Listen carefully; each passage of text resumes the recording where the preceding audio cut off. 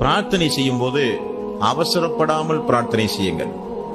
யார் அவசரம் இல்லாமல் நான் கேட்டேன் எனக்கு கிடைக்கவில்லை என்று நிராசை அடையாமல் அவசரப்படாமல் யார் பிரார்த்தனை செய்கிறார்களோ அவர்களுடைய பிரார்த்தனை தான் அங்கீகரிக்கப்படும். நாம் அல்லாஹ்வுடைய அடிமை, அவன் நம்முடைய அடிமை அல்ல, அவன் நம்முடைய எஜமான். கேட்க வேண்டியது நம்முடைய கடமை, கொடுக்க வேண்டியது அவனுடைய கடமை. நான் கேட்டுவிட்டேன் எனக்கு கிடைக்கவில்லை, நிராசை அடையாதீர்கள். நான் கேட்டதெல்லாம் கிடைக்கவில்லை, அவசரப்படாதீர்கள். அல்லாஹ் ரப்பல் ஆலமீன் நம் அனைவர்களையும் கண்காணித்துக் கொண்டிருக்கிறான். ரப்பல் ஆலமீன் நம்மை பார்க்கிறான். நாம் அல்லாஹ்விடத்திலே அதை கூட இதை கூட, இறைவா எனக்கு இதைத்தான் அதைத்தான் என்றெல்லாம் கேட்கிறோம்.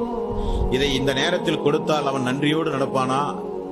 இதை இந்த நேரத்தில் கொடுத்தால் அவன் தாங்குவானா?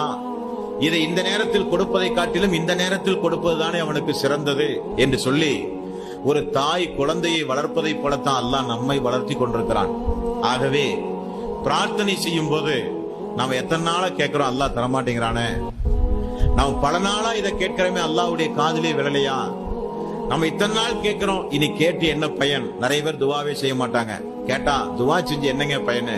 கேட்டதெல்லாம் என்ன ரப்பு தரவா போறான்? தவறு. இஹ்லாஸான உள தூய்மையோடு அல்லாஹ்வை தவிர யாரும் நம்முடைய பாவங்களை மன்னிக்க முடியாது என்கிற எண்ணத்தோடு அல்லாஹ்விடத்திலே பிரார்த்தனை செய்யுங்கள்.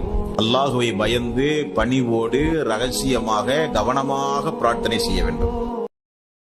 Download ShareChat.